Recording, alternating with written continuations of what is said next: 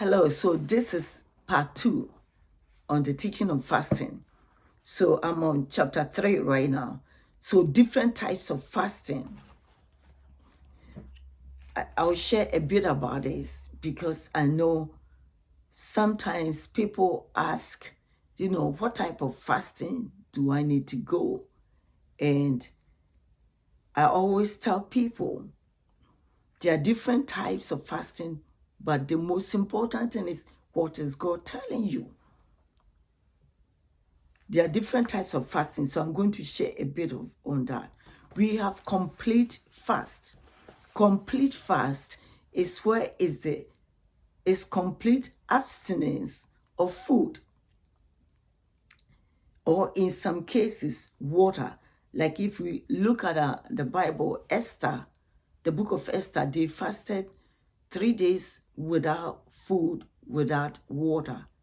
We call that one dry fast or complete fast. No food, no water. But I tell people, it's in the book, medically, it said the body starts dehydrating, and it can be dangerous if you fast more than 3 days, unless you know God is telling you to fast for more than 3 days without food, without water. Don't do it. If God is telling you that you know for sure it's God, then you do it, because sometimes people fast and they end up at the hospital. And I share some in the book. So we have partial fast, which means the person is eating or drinking some food or some sort of liquid within the fasting period. So for instance, if you're fasting 6 to 6, normally with the Jews, they fast 6 to sunrise to sunset. So I would say 6 a.m. to 6 p.m. So within this period, you are drinking some, maybe make some juice or whatever it is, and drinking some water within this 6 a.m. to 6 p.m. So this is some sort of, it can be liquid fast or partial. Or sometimes people fast within, like from sunrise to sunset, but they may eat only veggies, maybe once a day. But with the true fast, I say with the Jerusalem fast, is from morning till evening. You don't eat from 6 a.m. when you wake up. You don't break the fast. You eat after 6 p.m. That is the Jerusalem fast, after sunset. So you don't eat the whole day. When you eat, like for instance, today is Thursday. I eat around 5:30, 5 p.m. dinner. I eat dinner tonight. I won't eat tomorrow morning. I won't eat lunch till tomorrow dinner. So it will be almost about 24 hours or more. So that is the Jerusalem fast. That is true fast. That's complete fast. But if you are fasting for many days, for instance, a week, and you eat at sunset, it can still be a complete fast, or it can be partial fast. You can call it partial fast because you eat at 6 p.m. You don't eat the whole day till 6 p.m. So it's partial fast. So 6 p.m. you break the fast, and the next morning you continue. But sometimes people will go 1 week, no food, only water. So that is complete fast, because no food within that 1 week.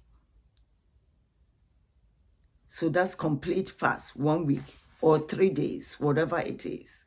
But if it's without food and without water, like Queen Esther did, then that one is complete or dry fasting. So we have, let me say, okay, also I share about when you are fasting. When you are fasting, avoid caffeine, avoid like sports drink. I have all in the book where the studies that they've made, the NCCH, the concerning sports drinks, some of the chemicals that are in it. So it's not really advisable to drink, the energy drink and things like that. It's not really going to help. Caffeine is not good. So I'm going to go on how to fast. Fasting and temptation. I'll share a little bit about that. Fasting and temptation. Whenever you make up your mind to fast, you go through, if it's a true fasting, you go through fasting, you go through temptations. You see the difference between trials and temptations. Normally, God tests us, or God allows us to go through trials. Like when we study, whether it's school, university, college, whatever it is, we have to do tests. And testing is different from temptation. The temptations are always originated by the devil, and they come in to cause somebody to fall down. So I'll say, whenever we fast, through fasting, we will be tempted. There are people who the devil will try to bring into your life to tempt you. Sometimes it will come in through offense, through food, especially. The devil knows your weakness. So most often, the temptation will come in through your vulnerabilities. You see, when the Lord Jesus fasted, the devil knew that he was hungry. So he tempted him with food, with bread. But I'm going to tell you, even that bread was, after fasting for a long period of time, bread is not the right food for you to eat. The devil wanted to kill him. So the devil will always come in to tempt you. So I'm going to share a bit about how to overcome temptation. And after that, I'll go on. I think I have to make a separate video on how to fast and break, because like I said, these are the things I want to teach. All that I'm teaching is kind of, introduction, something that is in the book, and I feel I want you to know a bit about what I wrote. Temptations are to cause somebody to fall down. So whenever you are fasting, you have to make yourself ready to face temptations. People will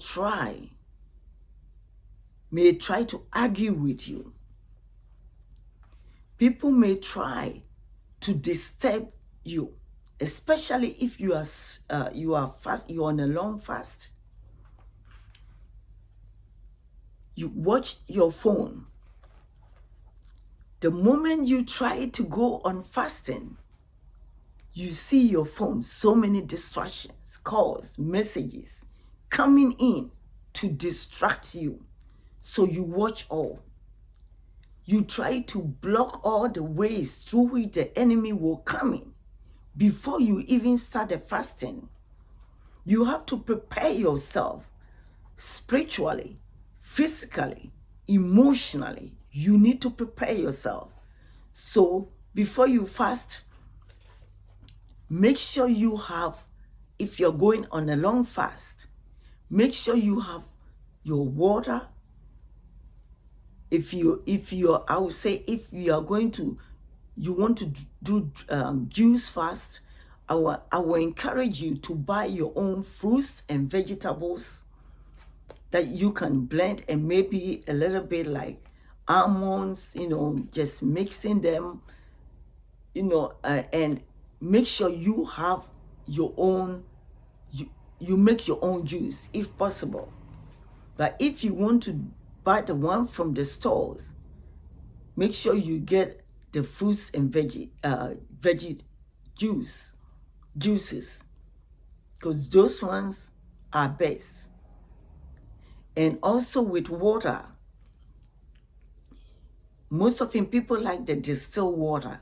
The distilled water is, with the process, they boil the water. For the water, they get the water out of the steam. So kind of, like the distilled water, people believe that is more like refined. But there are so many waters now these days. There are so many pure water, clean water. You try to avoid the tap water because it's no good, or the refill, but I know if there are some people who maybe live in the village in some part of the world, like maybe some part of Africa, or some part of maybe, I don't know, maybe Asia or Central America, or there's some place where maybe this kind of is hard to get clean water all the time. So I would say you can boil the water, just boil it before you drink it if you are going on a fast, so that you don't have any issue with your stomach or intestines. So I'll just say that. So you prepare yourself physically, and you try to avoid the tendency of you going to the stores or going out, except maybe going to work. And also, if you are in an office where you have so many people, you have to watch yourself, how, communicating, talking, and things like that. You have to, before you start the fasting, you try to change, so that when you change suddenly, when you are fasting, people will not recognize it, or people will not pay attention. So, for instance, if you want to go on 1 week fast, but you are in an office where people know that at lunchtime you go to lunch, people see you, or you go with people, with friends. So I would say, maybe before you start the fast, maybe a day or two, you don't go to lunch. And then, don't let people know that you are fasting, because there's no need for you to do that. So you can just, skip your lunch and try to be busy. Or maybe you can go to your car. If you have a car, you can go to your car and be in your car. But for instance, if it's cold, then you have to, find a way of doing something. I mean, of avoiding the crowd, so that people will not think you are fasting or you are not eating. Or just, just drinking, drinking, or just, make it in such a way that when you start the fasting, people will not recognize that. It's important, because when people recognize or people notice that, then they are going to question you. Why are you not eating? Why are you not eating? So make it in such a way that people will not see that. So maybe if it's juice, okay, oh, you don't feel like eating today, or you don't feel like. And I would say if you really want to go on 1 week, it would be best for you to, make it so that, of course, the weekend will come in. You start before the weekend, or, you start during the weekend and go throughout Friday or whatever it is. But make it in such a way that you not open more doors for people to question you.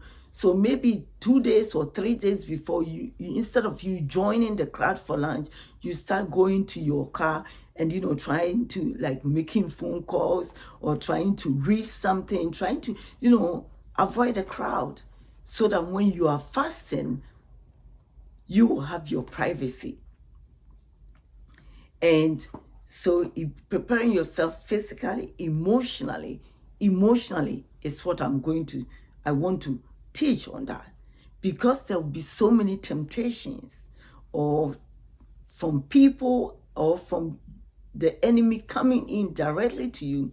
Even in the night hours, some people cannot sleep. You can't sleep, especially when you are fasting for a long time, because you see, because you're not eating, sometimes the spirit becomes awake, and because of that, the flesh is cannot sleep.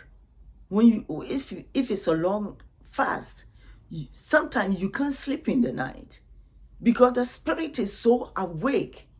That's why you can't sleep. But the sleeping too is important. So you always pray that God will give you the grace to be able to sleep.